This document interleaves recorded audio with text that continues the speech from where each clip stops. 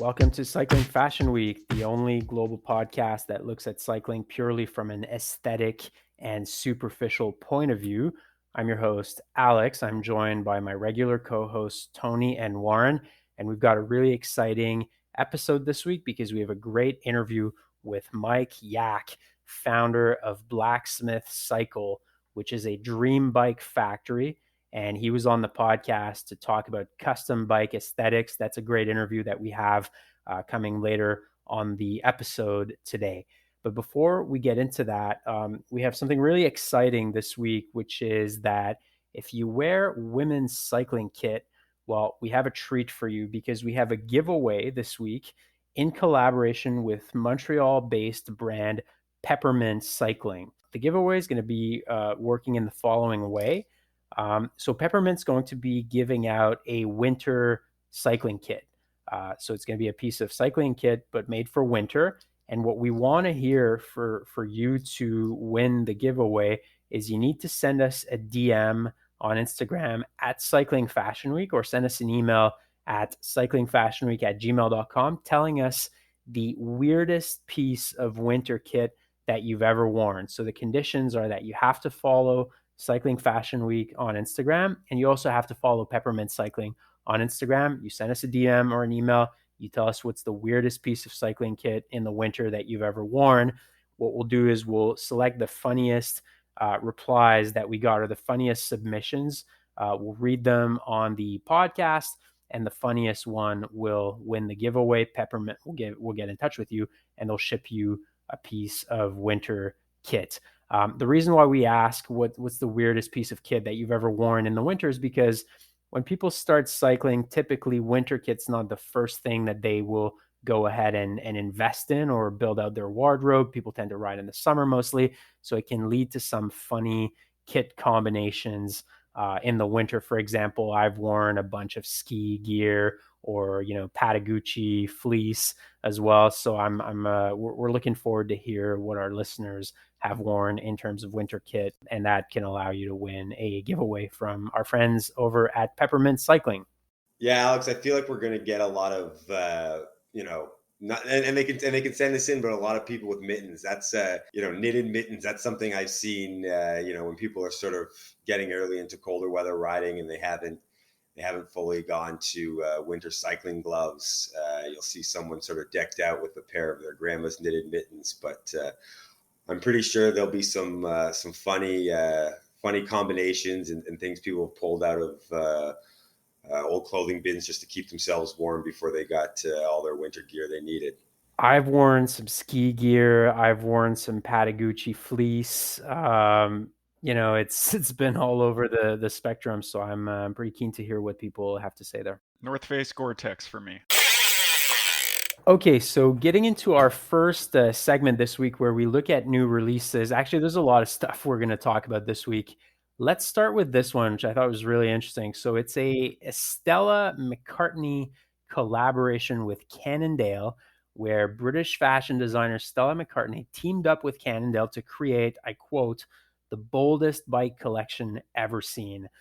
So Cannondale launched the System 6 and Super 6 Evo road bike models, which have been painted by a variety of artists from London, New York, and Antwerp.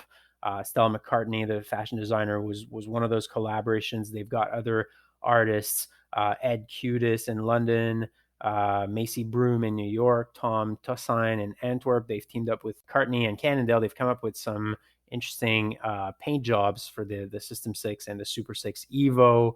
I'm just going to describe them. One has sort of white and black stripes looking a little bit like a zebra.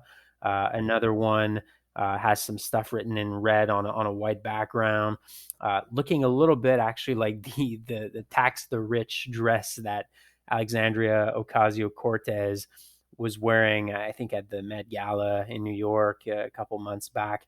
Anyway, some really, really bold designs there on Cannondale's part, perhaps reminiscent a little bit of what they did with Palace. I think, was it last year or the year before? I can't remember, at one of the Grand Tours. So definitely not unheard of for Cannondale, guys. What did we think about that? So I think first off, to state, and this is my understanding of it, is that they're not selling these. This isn't These are sort of one-off bikes that I believe will be given away at Stella McCartney stores. So it's not, you're not going to go into your local shop and get this, or probably even be able to buy it on, StockX after sale. So this is purely sort of a probably, marketing piece for Cannondale, sort of an art piece. It's not, it's not a commercial collaboration.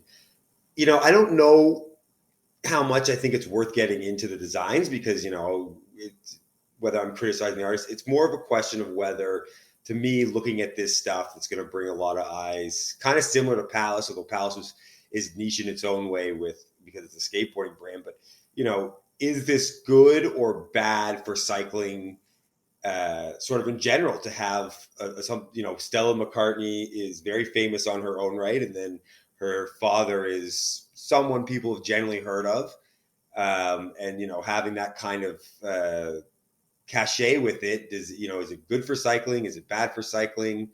That's kind of when I'm looking at it, I'm thinking about, because I think the designs are cool. I think they're neat, but no one's going to buy. You can't buy them, so it's not sort of whether they're good or bad for being out on the road with them. It's just kind of what does someone like Stella McCartney collaborating with a brand like Cannondale mean for cycling? When I saw these, I actually kind of wondered if we had to shut down the podcast. I mean, isn't this kind of the epitome of what we're about? Cycling, fashion, worlds colliding. I mean, I think I'm for it. I don't really see any harm of it. I don't mind the designs. I mean, I'm not really into high fashion, if I'm being honest, but like outside of cycling, obviously extremely high fashion on the bike. Maybe it's more of a shrug for me, and yeah, it's not really inspiring a hot take in me, so they can't be that good or bad. Warren, I think your take, you nailed it initially, then your take became wrong as you went along. But I think, this is great. We're a cycling fashion podcast. This is, the worlds of cycling and design / art / fashion colliding.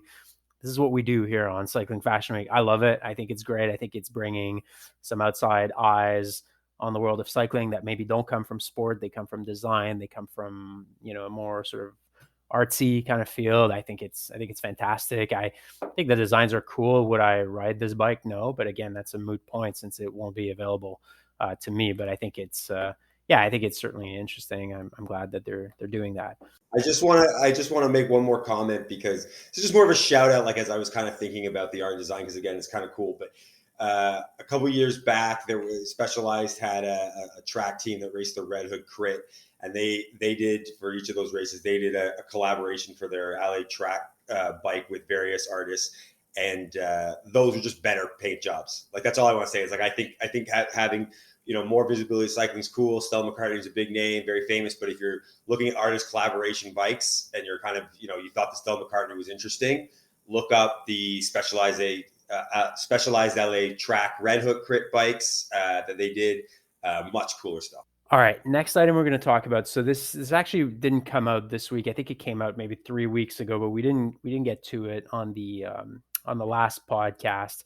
So Rafa released the Balmamian club jersey, or the collection, if you will, which is a special edition merino wool jersey for all-round road riding, which is meant to honor Franco Balmamian's first Giro win. So it looks like merino. It's got an extremely vintage look to it, straight out of, I'm going to guess, the 50s or the 60s. The jerseys generally say L'Aquilotto del Canavese. They're black, they're white, they're pink. So extremely vintage here from Rafa's part. Something that I feel like they had done before, but they just released that a couple weeks ago. Who wants to go ahead and comment on this? So I feel like there seems to be an issue with anytime Rafa releases anything, is the consistency, to me, of the collection.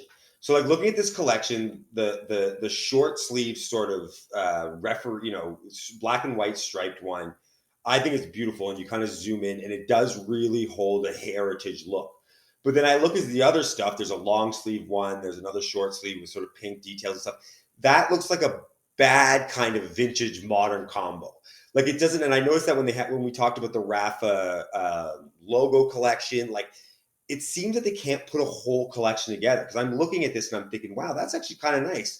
that could be kind of a unique one. I know that, we all ride metal bikes, and sometimes places will do metal bike rides, kind of a vintage throwback. Oh, I could see myself with that. But then I look at the other ones and they look sort of, cheap, and they're like they're sort of too, like they're trying to be modern retro, and it kind of doesn't sort of look good in either era and stuff. So there's some good stuff, but I find Rafa always, when they release a whole collection, it's never consistent across the board. There's always a piece you love, and then a bunch of pieces you could throw away. I think that's an astute observation, Tony, because as soon as you said that, kind of started thinking about all the collections that Rafa's put out and nodding along. I don't really have much to say about this. I kind of glossed over it when I got the email from Rafa, and a cousin of mine who's big into cycling, he actually sent me a link to it separately because he's an avid listener of the podcast, and his email just said, "This is trash." And that's pretty much kind of my feeling. I know, Tony, you said you're into one, but for me, I don't know, it just not doing it for me. So as my cousin Denby would say, this is trash. I do want to shout out merino wool as like a miracle fabric, though. Oh yeah, 100%.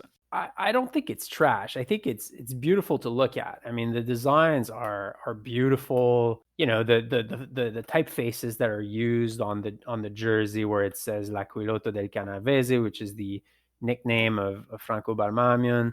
I think it's beautiful. Like, Rafa does beautiful stuff. Putting aside the questions of consistency of the collection, like Tony said, which is actually a good point, which I hadn't thought of. To me, the question is twofold. Number one, it feels like that's been done about a million times before. Brands coming out just basically copying a jersey from the 50s or 60s a long time ago. It's not super creative. Like, look, I'm a big heritage guy. I love the heritage of cycling, and I love honoring that heritage. But I do find that these extra vintage releases, they've been done before. So it's not especially creative or innovative, but it doesn't need to be either. Like, not everything needs to be new, and we don't need to reinvent the wheel every time. But there's a certain lack of originality there. The second thing I would say is, would I wear this myself, basically? And this is a classic case. And I found that as I've gotten older, it's like I don't need to own everything. I can appreciate things from afar and say, this is beautiful, but it's not for me, and I don't need to own it. And this is exactly in that category. Like, I love looking at these pictures online, and I actually hope I'll see someone on the road wearing that, just so I can kind of see what it looks like for real.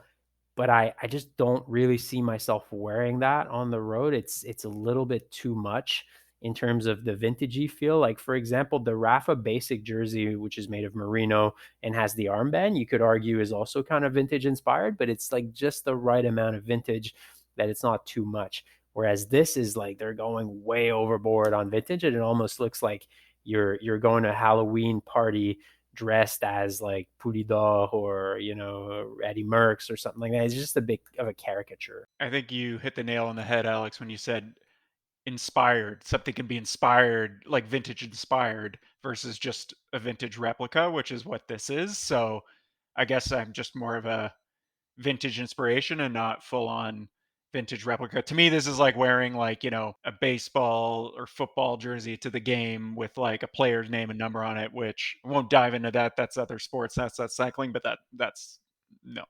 Also the buttons on the pockets, I just don't understand. They just don't make any sense. What the hell am I going to undo a button while I've got my gels in there? Like, it's an extremely aggressive look. I mean, some people will go for it. I find it a little bit too much for myself. Next release we're going to talk about, so Castelli, which we talked about several times on the podcast. They're kind of unavoidable in cycling.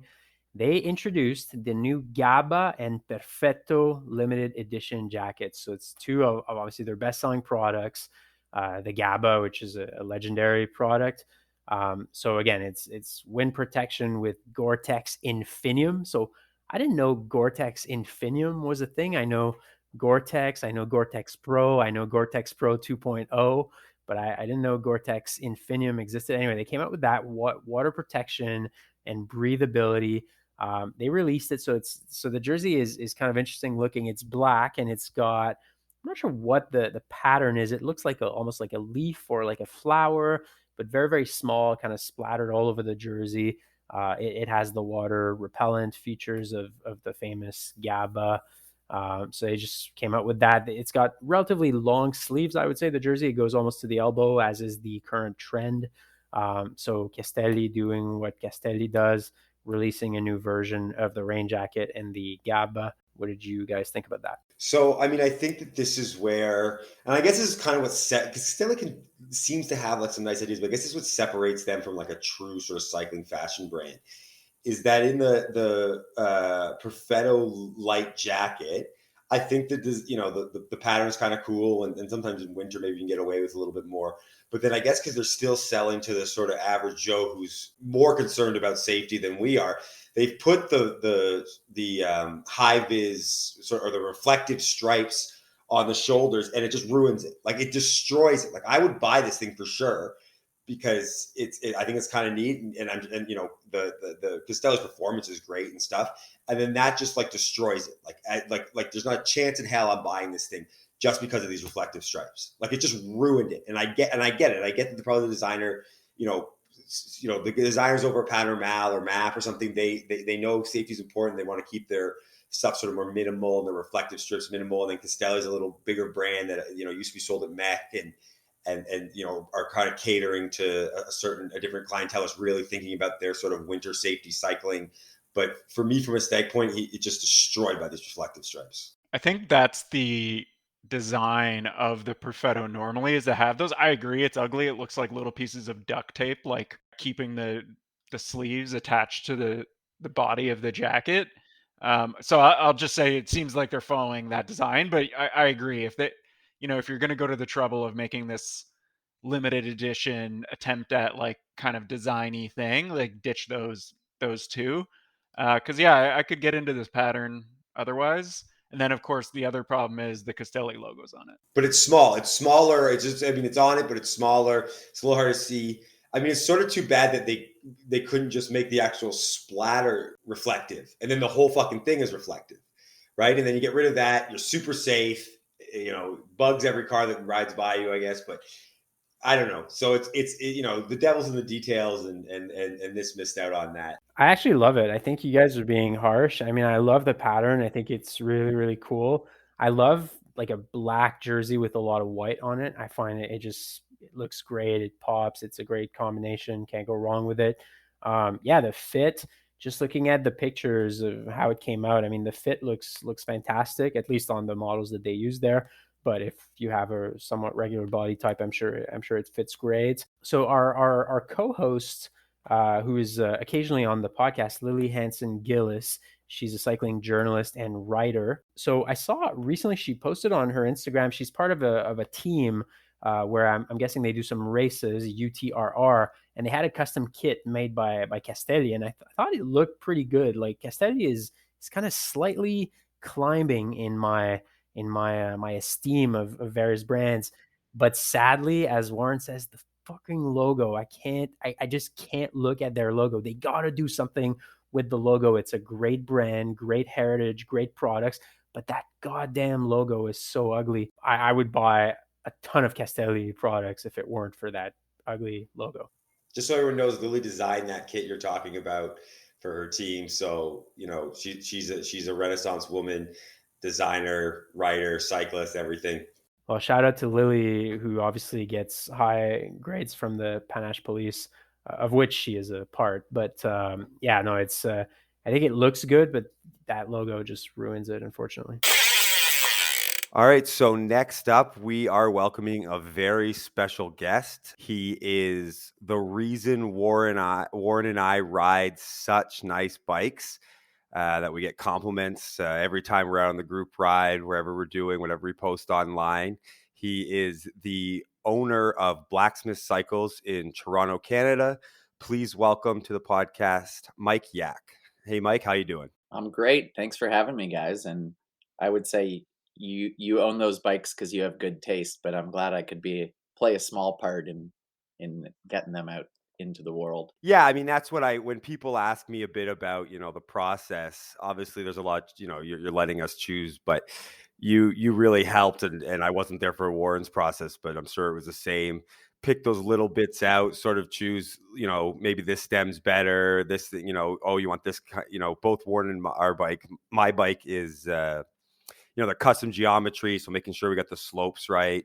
So it's a lot of little things that, we have the grand vision and you're the devil in the details. Before we get into the nitty gritty of Blacksmith and you as an owner and what's going on, I have an important question to ask you. Did you used to skateboard or snowboard? Neither. I grew up a skier, not a snowboarder, because snowboarding didn't exist. And I've always liked skateboard culture. My younger brother was massive into skateboarding, so I spent a lot of years taking him to skate parks and being the nice older brother on the sidelines. I'm a really bad at board sports. Good with my hands, bad with balance. That's why I crash my bike so much. Yeah. See, I mean, I asked you that for, one reason. We've had a couple guests before that sort of said skateboarding and snowboarding was their pathway to cycling. But for me, I ask it because to me, there's a lot of sort of cultural similarities to the skateboard shops Warren and I used to go in growing up. You've got the big TV and the couch with stuff sort of playing on the background. If people want to come and sit in, you're not sort of there just always to sort of sell people. You like the community of cycling. You like talking about bikes. If I'm in the neighborhood, I'll just come in and chat with you guys and kind of just, window shop, browse, appreciate the nice things that are in there. And I kind of always sort of liken that to when I was a teenager skateboarding in Toronto, and you'd sort of go into a shop and you talk to the guys there and talk about boards and watch a skate video and kind of be there for a little while. So I sort of noticed that similarity. I was wondering if you would come from that background to kind of build that culture at the shop. I appreciate it. I mean, I hear what you're saying. I think what you're describing, I think also describes really what an old school bike shop is. If you travel to Europe or go to some of the older spots in the US that are, you're really entrenched, road dealers of 20, 30, 40 years. A lot of those shops are that style, more of a community space and somewhere that hopefully fosters cycling culture. Yeah, that it's not all about just making the sale. And certainly for us, we like the process of building interesting bikes and getting to know our customers. And when I started the shop, there were definitely thoughts about what we could bring that was not at your normal Toronto bike shop. Probably just more influence from just trying to create a retail setting that I would want to be in, and that is makes it comfortable to hang out because a lot of the bikes we build, we spend hours consulting and tweaking, and so we want it to be a spot where you can chill and feel welcome and not feel like it's somewhere you have to buy something every time you walk in the door. Sort of speaking of that with your kind of desire of what you want in the shop, can you just tell us a little bit how you got into cycling and then kind of how you got into the industry as an owner and as a bike creator and sort of in the end why you started Blacksmith, what's inspired you to sort of make this unique experience? Sure, yeah. I mean, I definitely took a bit of a weird route. Not someone who worked in bike shops when I was a kid. But I guess, I mean, I'll go back. I've been riding road bikes for probably around 25 years. And I basically, me and a high school buddy, I think when we were in grade 11, just decided one day that we were going to start riding road bikes. It was kind of pre Lance Armstrong. I was, for some explainable reason, I was obsessed with Jan Ulrich the year he won the Tour. Um, Even though the Tour wasn't even on TV really back then. I don't want to call myself an athlete. I'm not all that athletic, but I was definitely into sports growing up. I always joked that I'm not great at any sport, but I could play pretty much every sport competently. So cycling was just kind of an add-on at first, and then I pretty quickly became obsessed with the kind of the gear side of cycling and just the nuances of how cool a bike build can be and how there's almost infinite variance of how you can build a bike and how a bike can be designed. And so I slowly kind of stripped away those other sports and rode more as I got older. And So I professionally, I was always loved kind of architecture and design, but was never very aesthetically talented. So ended up doing a master's of environmental studies, urban planning, along with a law degree.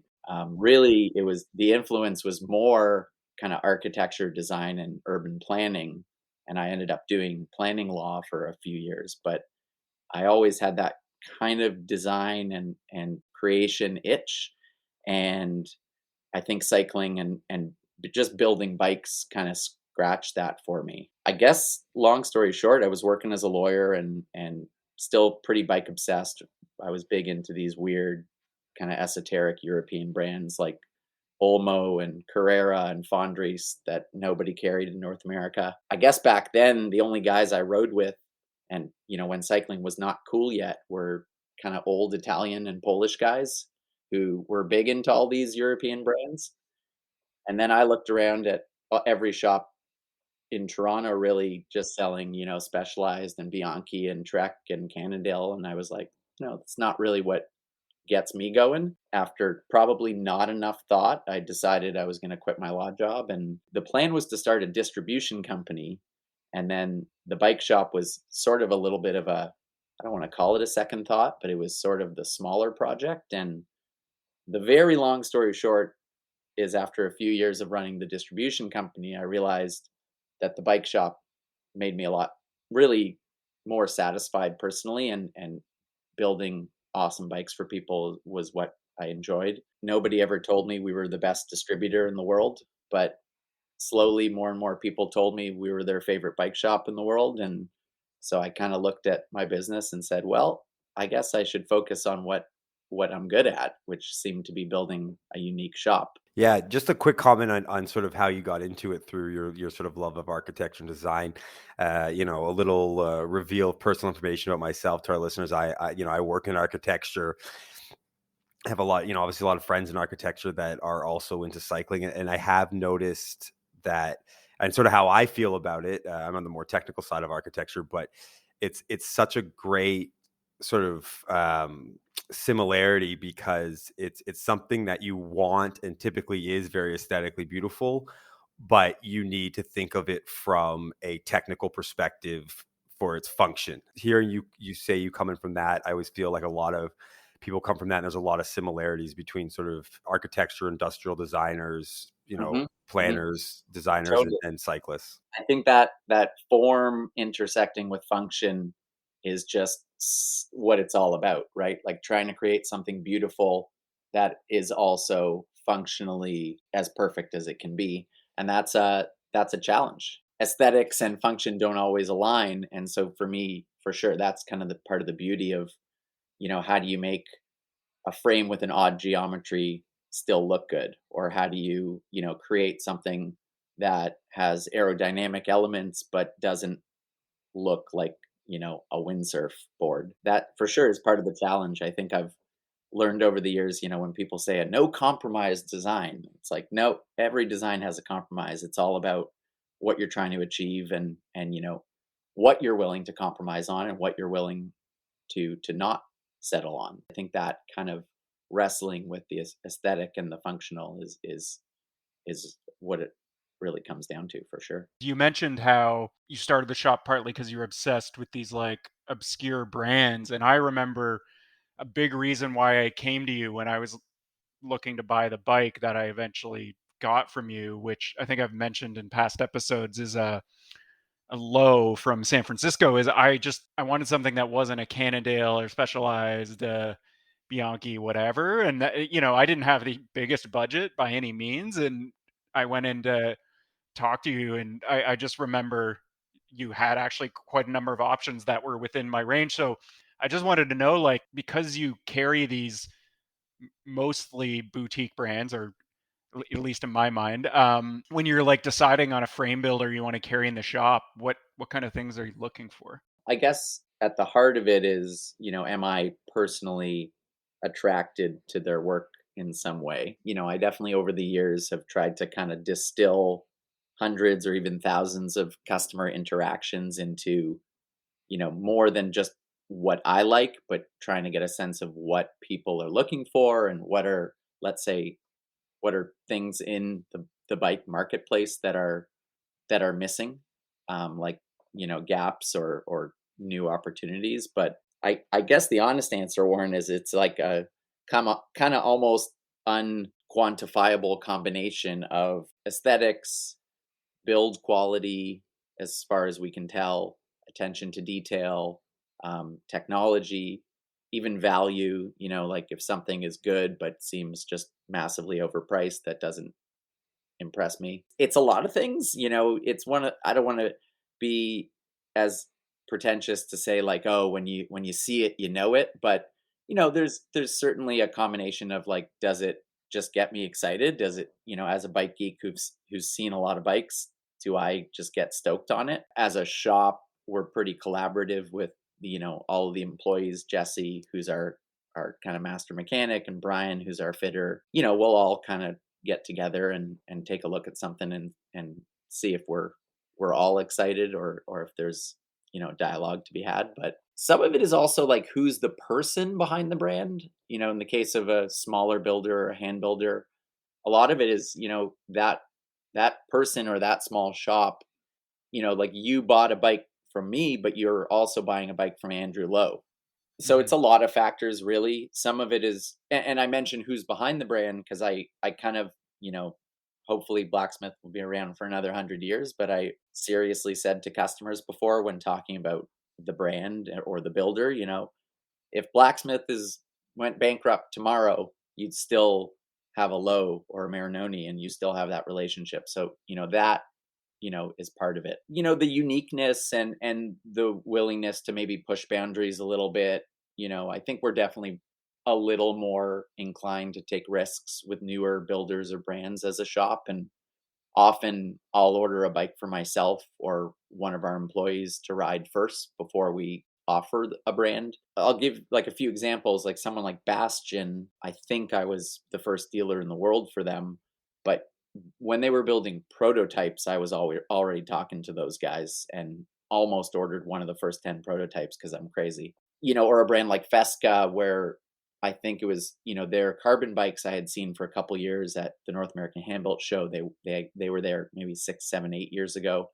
But then I saw their Doppler, the titanium carbon combo, and was just kind of blown away by the design. And sometimes those decisions are like, well, if I'm this blown away, someone else has got to be into this as well.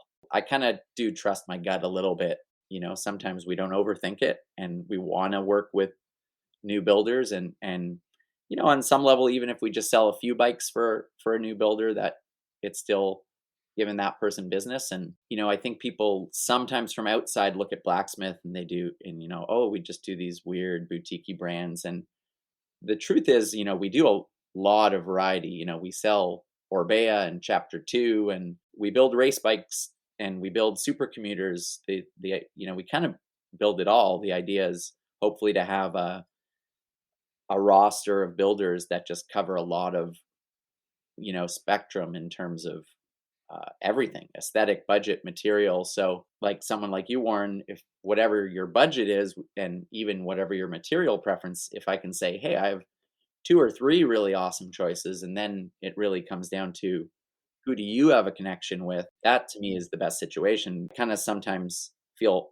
almost bad for bike shops who are carrying just like 3 or 4 core brands. And it's like, yeah, well, everyone who walks in the door, they're going to tell you that bike is right for you. And if an Orbea is right for you, I'm happy to order you one and spec it out the way it should be for you. But we're just as likely to say, well, if this Orbea is not right for you, why don't we design you a custom bike? And that's where I think, the industry is probably 99 point something % stock versus custom. And I think the reality is more than 0.1% of people would be way happier on a bike that was custom designed for them. And that I think is a bit, to me, of a misnomer in the industry, where a lot of these like bigger brands say, hey, you can customize your bike endlessly. And it's like, well, no, picking your bar width and a paint color is not custom. That's maybe personalized, or, okay, you're properly sized, but a fully custom design from the ground up with a hand-built frame builder, to me, is definitely a more involved, but often a better outcome process that the industry doesn't really sell because it's hard to do that and it's not scalable. And there's a lot of kind of, time and expertise that's needed from the bike shop, from the builder, patience on the side of the customer to wait for something that gets built for them. That's probably what I love most about our bike shop and what we do is taking the time to build something right for people. I feel like because Warren and I are so familiar with the shop and we're customers and stuff, we've done maybe a bit of a disservice in sort of explaining more clearly what Blacksmith does. And I always sort of felt like when I'm sort of explaining it to people, I'll get you to explain it kind of in your own words, but it's a bit of a dream factory.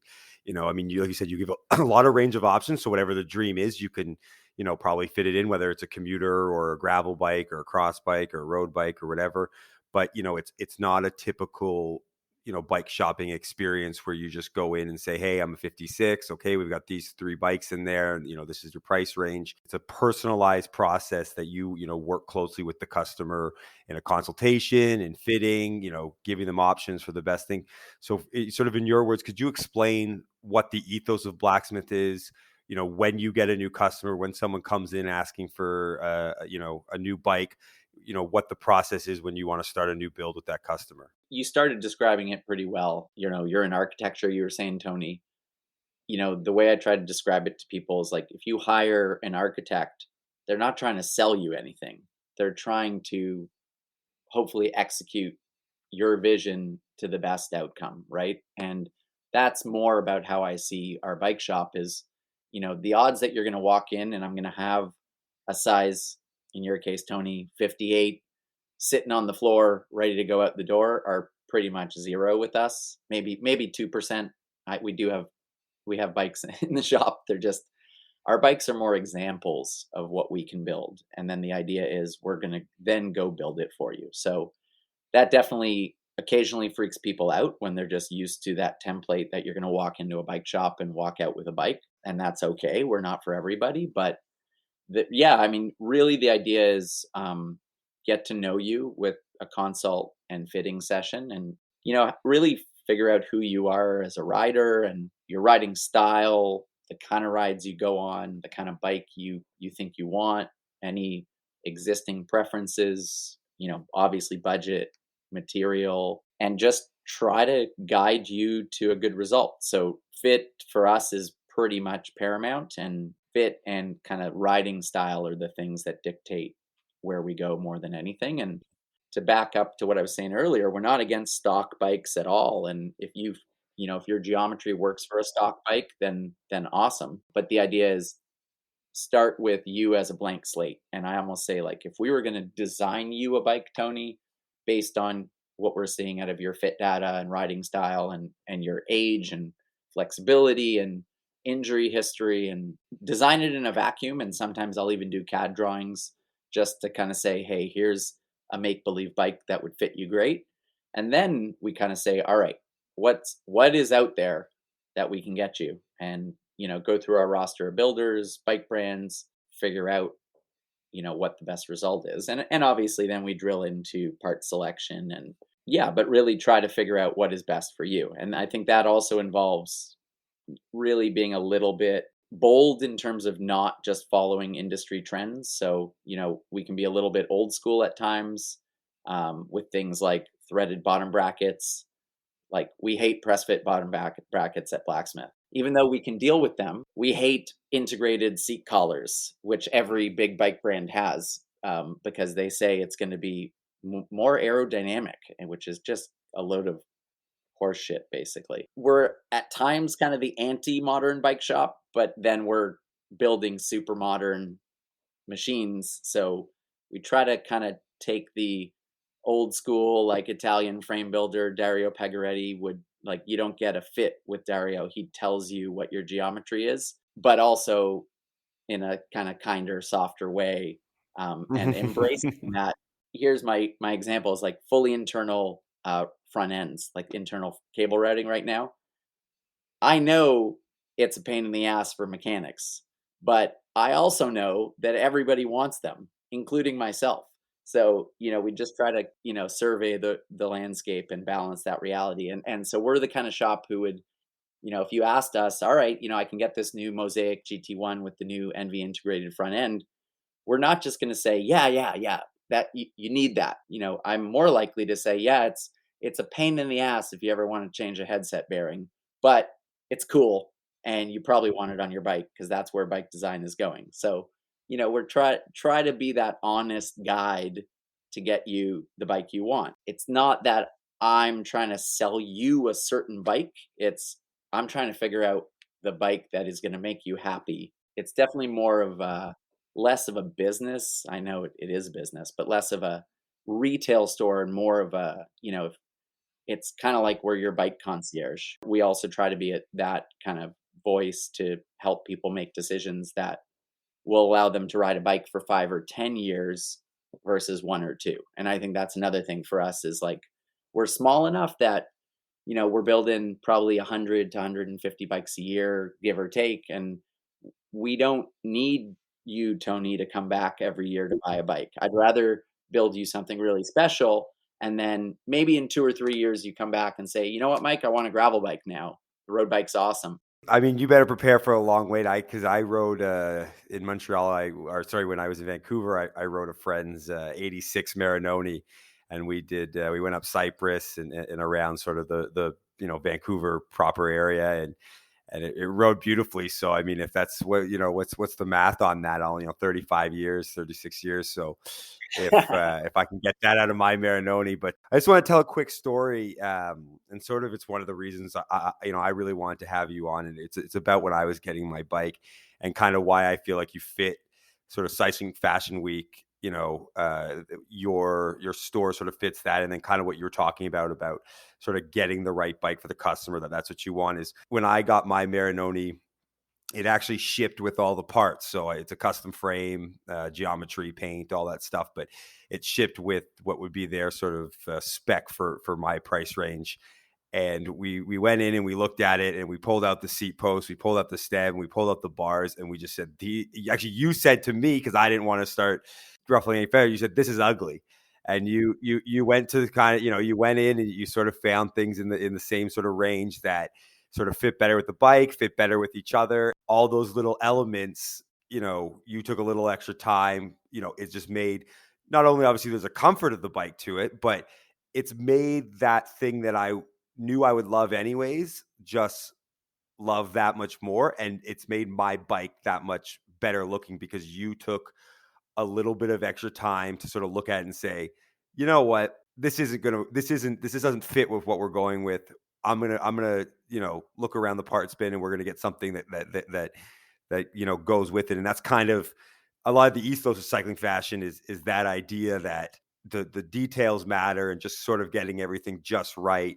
We try. I mean, you know what? For me, it's like, what is the cost to make sure your bar stem and seat post all match? Even Tony, if it cost me $100 and I threw those ugly parts out, that's maybe at times the good and the bad that I run Blacksmith more like my personal service course than a business. It's like I want your bike to be awesome. And honestly, guys, I used to be so freaking bike obsessed. I used to be crazy, like spreadsheet, switching components around 100 times on a build. And I actually don't do that as much with my own bikes. I try to, do a nice bike every year or two that I pay some attention to, but I spend more time on my customers' bikes. And again, like the knowledge that bike really does make you that happy is awesome. That is for sure the number one reason I run the shop. And for all the harder days and longer days and this year and part shortages and dealing with COVID, building bikes and being part of that design process and getting those little details right for sure are what make us happy. And I think because I was obsessed with those things as a customer and always felt like most bike shops didn't really give a shit about that stuff and just wanted to get you out the door, that's kind of why you come to pick up your bike with us. And again, here I'll talk smack about my shop. You will not pick up your bike in 10 minutes. It's probably going to take an hour and a half because when you come to pick it up, we give you a final fitting, and then we pick the bar tape after we've finalized the saddle selection. Then we pick the bottle cages, and it's a bit of like an aesthetic, like we're prancing peacocks at that point, just trying to make the bike look as awesome as possible. But like for us, that's fun. Similar to what you're talking about, in choosing, bike manufacturers and builders and stuff. Is that the same sort of way you look at the kits you carry, and the apparel is kind of just something that you like, that you would want to wear on the bike? How are you choosing that? Yeah, I mean a little bit of that personal draw for sure. With clothing, I'm also a little bit, the aesthetic has to be there for me, and I guess that just everyone's got their own opinion. As a consumer, grew up riding, I've probably ridden every major brand, Rafa when it was, pretty new. Assos, I tried a bib short or two over the years. Don't love their branding. You can throw them in the canal. Warren, I did listen to you destroying them, and I'm like 80% in agreement with all that. So I will say, part of the reason we carry smaller brands is started out of necessity. That I opened the bike shop 10 years ago. There were a lot of other shops in Toronto. So, for example, like Rafa already had a store. I wasn't going to be able to be a Rafa dealer. So I was almost forced to try to be more creative. Otherwise, I just would have been carrying just, Pearl Izumi and nothing but the bigger brands. And no offense to them, they make some good stuff. Yeah. So for me, again, it goes back to wanting to be unique. And I've always kind of been a person who's like, if like, I don't want to bring golf into this. I don't golf at all anymore. But when I did golf, instead of like a tailor-made driver, I went out and bought some idiotic long drive driver that was stupid, but it made me happy because it was cool and different. And so for me, cycling is about the enjoyment of the ride, and like you have to put on a kit, so why not make it something that looks good and feels good on you? And so that kind of just trying to find unique voices in the soft goods and kit world was definitely something that probably a year or two in, I was already like, okay, I need to not just carry. I remember carrying Castelli because I thought the stuff was really good from a functional perspective. And then, my customers would come in having purchased it at Mountain Equipment Co-op. And I was like, oh, okay, I think I need to, be a little more unique. So, although now they're back to actually being a good brand, they're not at, big box stores anymore. I'm more into Castelli. They're getting back in my good books. But so yeah, I mean, some of it is just looking for stuff that's unique. And again, like bikes, it's kind of like that hard to describe combination of aesthetics and then very functional stuff. Like I'm pretty nerdy about like the build quality of the clothing, the fabrics that are used, the grippers, the like all those little details. Once you've seen like 100 or 200 different cycling kits, I'm sure you guys are the same. Like you can pick it up and really get a sense of quality. But yeah, I do think it comes down to like, do I think it's awesome? Do I think, even if it's not exactly for me, do I think it's unique and like kind of fills a void in the cycling world? Like, yeah, I think I was the first map retailer in the world, actually. Again, that's just being a small shop, and I don't have a boss, so like if I like a brand, I'll just straight up email them and be like, yo, can I be a dealer for you? And sometimes they say yes. Yeah, map was one where I was like, just cool design, looked like decent quality. I got a couple kits in and I was like, oh, actually like really good quality. And we just started with them, and they've grown a ton as a brand where, I think on the technical side, they're actually quietly doing some of the best stuff in the world. If you look at like their bib shorts, super cool stuff. It's complicated too. Like I'll be honest, like Panormal as an example, we're a dealer for. We really like them. When they first approached me many years ago, I actually wasn't that interested. Their lineup was pretty small, and I thought too expensive, to be totally honest. And it was only a few years later, after they added to the lineup and improved their pricing a little, that we ended up carrying them. And we've been really happy with them. And, we have like 7 mesh. We carry, because I think on the technical side, like jackets, they're phenomenal. And I like that they're a Canadian brand.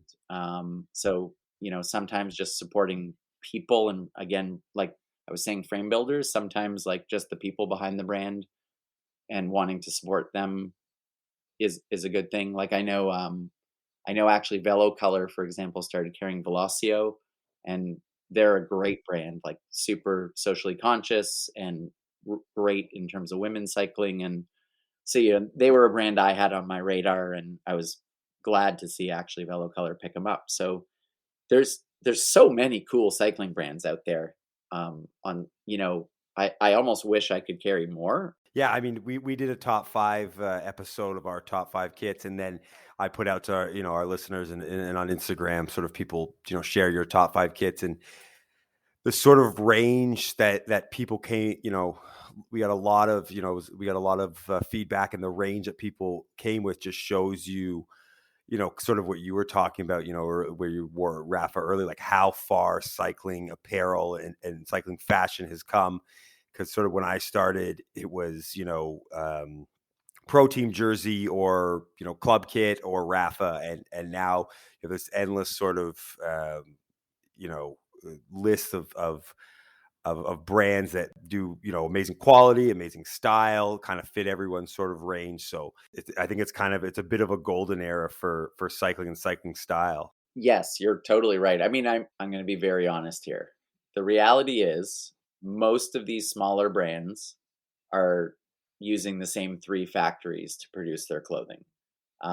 Actually, I shouldn't say that. Maybe the same 3 European factories. I don't know much about the brands producing in Asia. I guess what I'm saying though is like you don't need to own your own factory. So cycling clothing, like there are a lot of cool young small startups where it's like if you have a good design idea and a good eye and a good sense of materials and cuts, and it's not rocket science how to design a cycling kit. And on some level I think that's a cool thing that you're seeing all these, like, all the Australian brands and UK brands. I know you were into Albion, Warren, like they're Mhm. doing super cool stuff from what I've seen. So I think you're right, Tony. It's a golden age for sure. If you want a winter jacket now compared to 7, 8 years ago, oh my God. It's like everyone is making a ridiculously good light winter jacket, where I remember doing like custom Louis Garneau winter jackets 6 or 7 years ago for the shop, and they were warm, but it was like wearing a freaking garbage bag, like zero breathability. Some of it is just down to the material suppliers like the Schollers and the Middies, who are just, offering really cool fabrics. And, I think it is a great time for clothing design. And Now, I did want to ask something. Is we heard a rumor? I've heard it from a few people now, actually, that Blacksmith is going to be making your own frame. So we wanted to know if you could let us in on that a bit, or tease us a bit with some information about that. all right, Warren, I'm going to tell you the truth. So we're a few weeks away from being a little more public about it. So is this a But scoop then? Is this a bit of a Cycling Fashion Week scoop? So come out before your official public. So you can keep it brief and tease, but we got a little scoop here. my buddy Tyler from Bike Rumor is going to be very pissed off at me because you're getting the scoop. Yeah, I mean, so I'm happy to tell you about it. It's the brand is called Bridge Bike Works. It is a totally separate project from Blacksmith. Blacksmith will be a dealer for Bridge, but it is a standalone project. We'll have an international dealer network for the brand. I guess the quick story is, I guess 2 years ago or so, I met I talked to my partner Frank about this for the first time. He was a customer and his brother was a customer, so like big bike riders. And long story short, we've been working on it for about 20 months or so. We are bringing bike manufacturing back to North America. So we're going to be building carbon fiber bikes in Toronto. Our first model is going to be an all-road bike, basically a road bike designed to take up to a 40 millimeter tire, because we want it all. Kind of the N+1 killer is the idea. You can go to bridgebikeworks.com if you want to see a little more. It's kind of a pre-order website. We'll have a new site launching in a few weeks' time. I guess the long story short, if I had to give you why I'm doing it, and a lot of friends have been like, "Oh, you're building like titanium, right?" And I'm like, "Nope." "Steel, right?" "Nope." So carbon's definitely a bigger uh, bigger bite to chew, or a bigger chunk to bite off. But I think for me, steel and titanium, there's really phenomenal steel and titanium builders in North America, and carbon's the area where I always imagined being able to do something more unique. And for me, the big barrier was I didn't want to produce in Asia for a variety of reasons, which, you know, social, environmental, personal.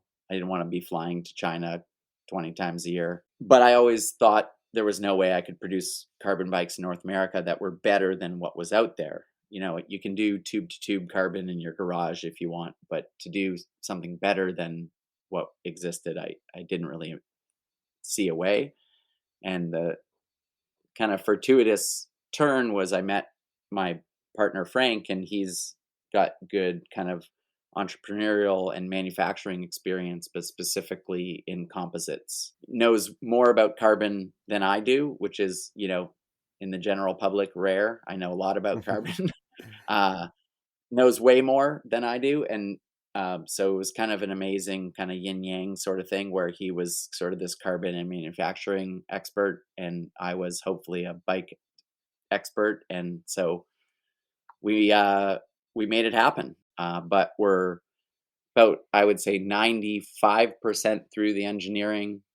We're about 90% through building out our factory, which is in Toronto. Yeah, we're super stoked. I mean, I've learned a lot selling a lot of cool bikes and helping design a lot of cool bikes. And also, we service lots of folks, so not just our own customers, but we service Pinarellos and Canyons and Specialized. And so, we've literally seen pretty much every bike in the world come through the Blacksmith doors. So it's definitely influenced Bridge, but definitely its own thing. And I guess the goal, in 30 words or less, and I'll shut up, is, I always thought, I've got these amazing bike brands, like you guys called them boutique builders, but the handcrafted guys like Argonaut and Fesca and Bastion, who are doing amazing things, but tend to be on the expensive side. And my hunch is don't have hundreds of thousands or millions of dollars to engineer and build their bikes. And then on the other side, you've got the monsters, the Specialized and Canyons and Giants and Cannondales, who have massive R&D budgets. And I know people who work for those companies who are really smart, dedicated people.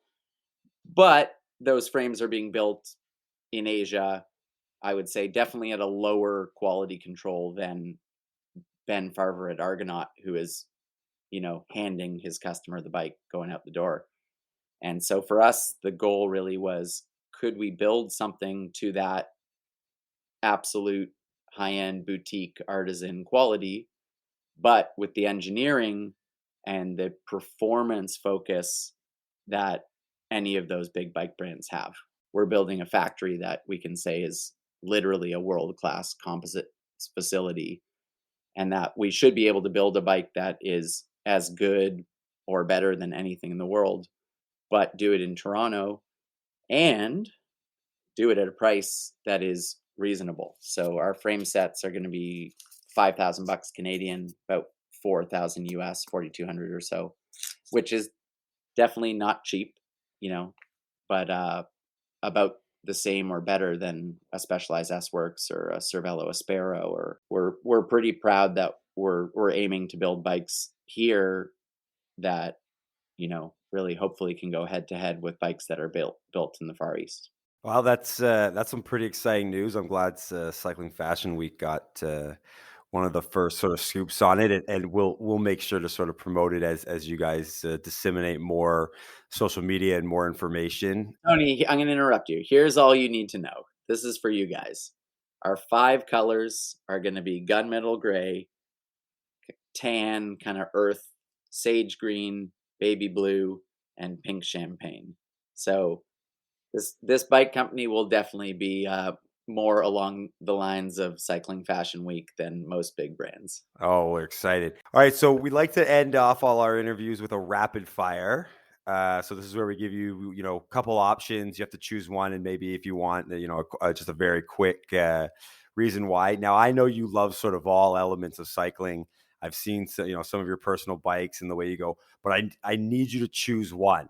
Because I know in your head you're going to want to say, oh, but this reason, that reason, but I just need you to choose one. So we'll start off: steel, carbon, titanium, or aluminum. Oh, you son of a bitch. Okay. I'm going to give you a 1 and 1A. I have to say carbon now that I'm a co-founder of a carbon bike brand.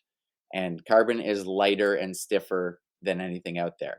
But if you really put a gun to my head and I had to buy a bike for the next 50 years, I'd say titanium.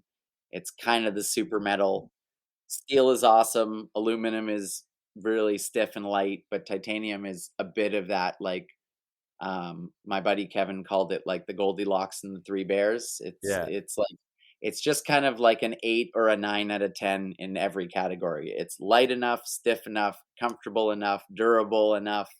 It's hard to beat. All right, perfect. All right, so tubes, tubeless, or tubular? Oh, I am pretty old school. I still ride tubulars. I'm terrible mechanic, but I can still glue and tape tubulars. All right, white or black socks? Uh, I'm gonna put a well, caveat because I know, I've seen there's, if they go to your Instagram, they can see the kits you guys have designed personally for Blacksmith, and so you go. I feel like this question might not really pertain to you because I feel like you might want to say blue or green or something else. yeah, But I'm an 80s baby. I do like a little bit of neon, but I'm actually more muted. It's a hard one. I go white. all right, White is the only way with cycling, really. white or black shoes? Uh, so theoretically white. I've owned white shoes. I've used a Mr. Clean Magic Eraser on a pair of Physique in R1s for like a whole season. But in terms of what I sell in the shop, black. I tell people, like, really the honest truth is black holds up a lot better. So, if you're a pro and you're getting your shoes for free, or you're just super aesthetically minded, white is the answer, but black is the reality. Is that am I breaking hearts? That's the truth. You're Yes. breaking out. I don't. You're breaking Alex's heart because he just thinks you look like a tap dancer if you've got white socks and black shoes. But so I always go black socks. I have black shoes. Sort of similar. So that was reasons. going to be when you asked white or black socks, the answer is it has to match the shoe. All right, good. We know that you know That's the rules. good. Gravel or road? Gravel. How about that? I've been a lifelong road rider, but I've been hit by cars. I hate potholes. I hate red lights. If you live in Boulder, Colorado, then sure, road is awesome. But as someone who lives in a city and I commute on my bike a lot, but yeah, gravel's awesome. I think every gravel bike I sell to a roadie, no, not a single person has come back and said they regret it. And if anything, a whole bunch of people have sold their road bikes and sometimes gotten 2 sets of wheels for their gravel bikes. But yeah, gravel's awesome. I think it's more of why most people ride a bike, which is for freedom and peace and enjoyment and a little bit of fun athleticism. I love the camaraderie of a bigger road ride too, but I do think for more newer riders, gravel is the way. Well, I think with we haven't seen it, but with Bridge coming out with the all road and knowing your cycling aesthetic, it's gonna be nice looking. It's gonna give kind of a little more to gravel because some of the stuff that's going on in gravel in terms of the geometry, the slope of the tube, and these flared bars. There's sort of a reason I would never choose gravel, but if someone, if you make a beautiful all road bike that looks just as good hanging on my wall as it does sort of riding, then I think gravel could be ascending its way towards road for me. So I'll tell you, Tony, we started with that bike. There were like the design requirements for our engineers were, things like no drop seat stays, no drop chain stays. And then so we looked at the engineering behind that, and how much compliance do you get from a drop seat stay, things like that. But the truth is, for me, it was, can we design a bike within an aesthetic envelope that performs like we want it to, without really compromising the function of the design? Like, I'll be happy when I have people who've raced Unbound and said it was awesome, and people who go on fast group rides and say it's awesome, and to say like, okay, we designed a bike that it can do not everything, but a lot, we'll be pretty stoked on. It's exciting. We're, like I said, we're going to look forward to it. We're going to, Cycling Fashion Week here is good friends with everyone at Blacksmith, so we'll make sure sort of to promote it, or let's at least let people see what's going on. If you want to follow Blacksmith on Instagram, it is at Blacksmith Cycle. You want to give us your website both for Bridge and Blacksmith, just right quick? Sure. I mean, it's same as Instagram. It's just blacksmithcycle.com. It's bridgebikeworks.com. Blacksmith, we're actually revamping the site. So if you go to it today, it's probably going to be broken, but we got some big changes to come. We'll be doing a lot more online for 2022. So we're pretty stoked on that. And Bridge is actually, we'll be turning over the site to a newer site in a couple weeks, but we are taking pre-orders now. There will be a lot more about Bridge in about 2 weeks' time, with some of the bigger media covering the launch. All right, great. Well, if you're in Toronto and you want to see them in shop, they are on Sororan Avenue. Mike, this has been a pleasure. There's a lot I knew about you. A lot of Warren probably knew as well, but there's a lot we learned. And I think our listeners are going to appreciate getting all the information. Thanks again. It was a pleasure to have you on. Thanks, boys. Appreciate it. It was fun. Moving on to our next segment, our most famous segment called Into the Canal, where we take a cycling product, could be cycling fashion, could be cycling equipment, could be parts, could be bikes, anything we absolutely hate from the world of cycling, and we toss it into Montreal's Lachine Canal, where it goes to die. Tony, let's start with you. Mine's not an on the bike thing. Some people might argue this has nothing to do with it, but fortunately, this is our podcast, and I can kind of come up with the rules as I feel. But as the weather is dipping, and the group rides are sort of drying up, people are riding inside, but cycling is a social sport, and we make a lot of good friends through it. And as the group rides sort of end, people still want to see each other. So you start to see people more in their non-cycling apparel, their non-cycling kit, as you go to, end of year meetups or, a bar or someone's party or something like that. And what I noticed seems to be a staple of the off race, off bike uniform of the cyclists in the colder months is Bluntstone boots, the famous Australian boot company. And these things are awful. It's probably an unreasonable passion of hate for it, but I just can't stand them. I just hate them. I hate the way they look. I hate what they represent. I hate everything about them. And I would just like all cyclists out there, when you're, when the weather dips and you're not on your bike and you're not wearing your booties or whatever, just go buy some nice boots, something, I can get down with a bean boot, Fries, Red Wings, there's all sorts. I'm throwing Bluntstones into the canal, and they are cycling related. I don't own them. So. Yeah, I bike around, I commute in Red Wings or bean boots, so you just approve those. So yeah. I used to own a pair of shoes that weren't Bluntstones, but they looked like them. I forget what the brand was, and I felt weird. Yeah, it just didn't feel right when I was wearing them. I think I deep down knew they looked horrible, and that's why I got rid of them. Just for reference, are we doing white boots, white socks, or white boots, black socks? What are we doing here? If you have white boots and they're if you can find white Bluntstones, you can keep them. Because white boots is like, that's like what the Finnish snipers used to wear, those full white outfits in the snow to take out the Russians.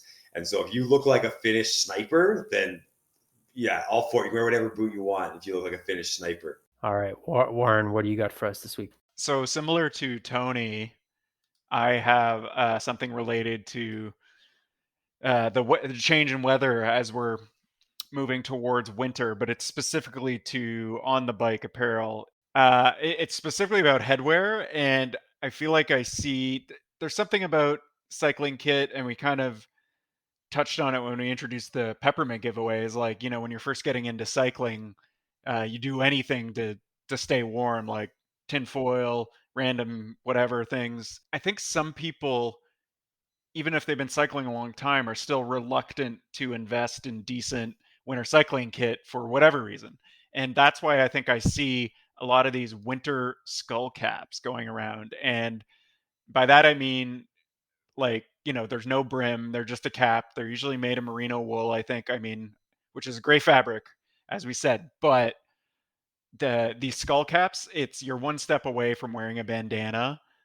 So if you're going to wear a winter cap, just get one with a brim. It's going to help block like road debris, snow or rain, and it's just not going to look stupid. Like a winter skull cap, you're basically wearing a winter bandana. So winter skull caps, and obviously summer skull caps, but I want to talk about specifically winter skull caps because that's the season we're heading into. But yeah, winter skull caps are in the canal. They look like you're like cross country skiing, which I'm not necessarily throwing that in the canal. It's just looking like you're doing that while cycling is no good. Warren, I've known you for more than 20 years, and that is the smartest thing you've ever said in your entire life, and the thing I agree with the most that you've ever said. Yeah, I can't add. Perfect statement. I'm gonna throw a gravel bike into the canal, and we've been pretty harsh on big gravel on this podcast lately. Last episode, again, we had Lily Hansen Gillis where she threw gravel bars into the canal.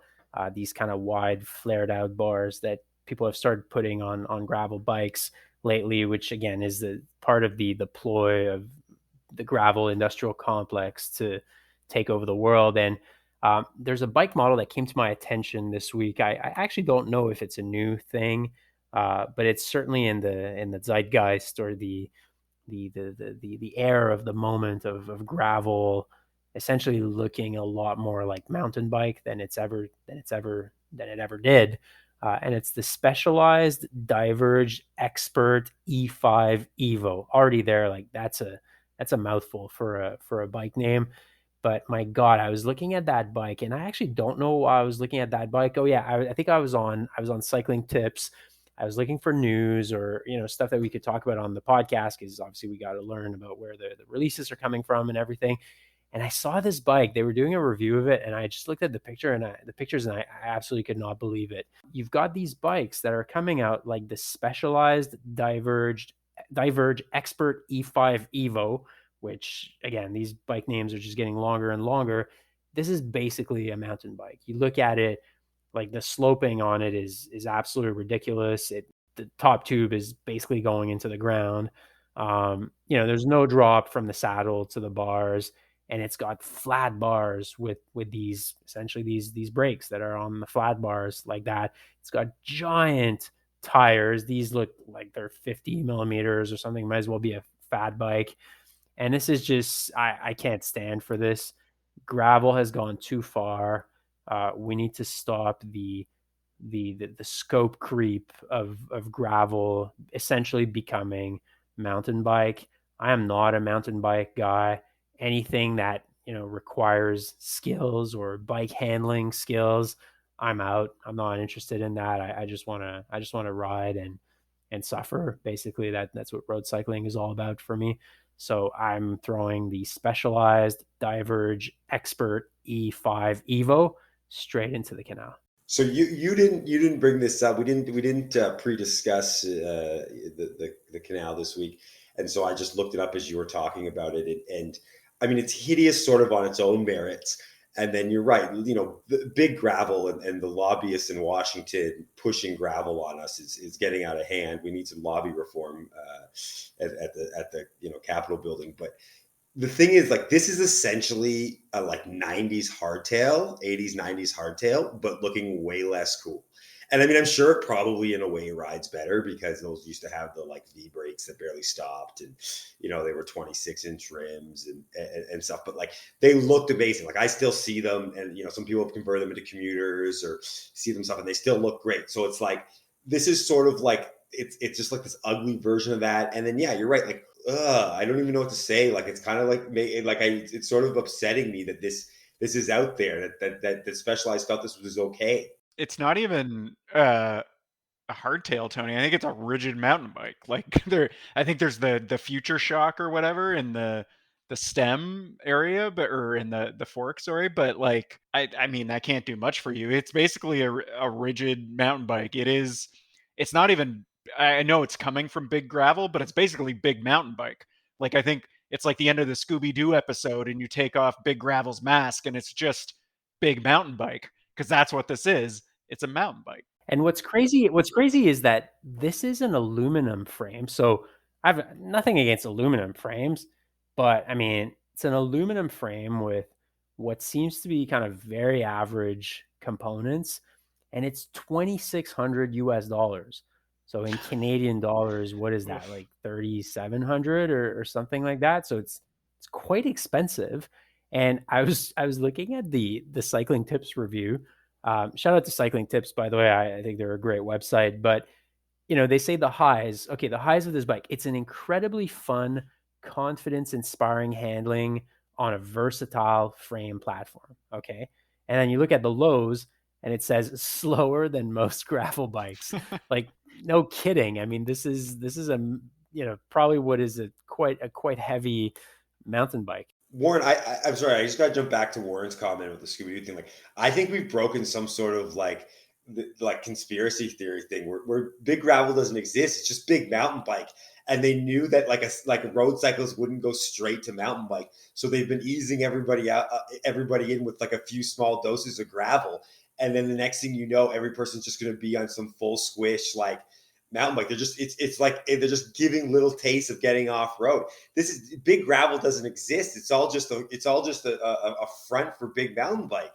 And Big Mountain Bike's just pulling the strings in the back. Yeah. I think we've uncovered like a massive cycling industry conspiracy theory right now. It's like an episode of the X-Files or something. But yeah, I think, yeah, that's it. It's just fucking mountain biking at this point. Like, and that's fine if that's what you want to do. But then buy a mountain bike. Yeah, exactly. If you want to do it, buy a mountain bike that you can actually go do some real trails on, and some, some difficult stuff. Like, this is sort of the worst of both worlds. You're not as fast as a gravel bike. You're not as capable if you wanted sort of difficult terrain, right? This is like a city hybrid. So I guess this is where the world is going. Like, it's all going to be mountain bikes at some point, and we're going to be like 75, telling our grandchildren, I used to ride a bike with 25 millimeter tires on pavement. And then our grandchildren be like, yeah, sure, Grandpa, let's get you to bed. All right. That's another episode of Cycling Fashion Week in the books. Thank you, Tony. Thank you, Warren. To all our listeners, don't forget to go follow us on Instagram at Cycling Fashion Week. Send us emails, cyclingfashionweek@gmail.com, and please keep sending your bikes for us to review. We didn't do it this week because we had a long interview, so we try to keep these episodes somewhat digestible so we don't put too many segments, but we will for sure get back to this segment in the next few weeks. So send us your bikes. We rate your bikes for free, or we rate your kit for a fee. cyclingfashionweek@gmail.com. Tell us the story about it and we'll post it on Instagram and rate it. And I just want to remind people of the fantastic giveaway that we have with a brand that we like very much, Peppermint Cycling. Send us the weirdest piece of cycling kit that you've ever worn in the winter. Tell us what it is. Tell us the story. Send us a DM or an email. We'll pick the best submissions, and the winner will get a free cycling kit from Peppermint. On that note, thanks everyone, and see you soon for another episode of Cycling Fashion Week. Take care.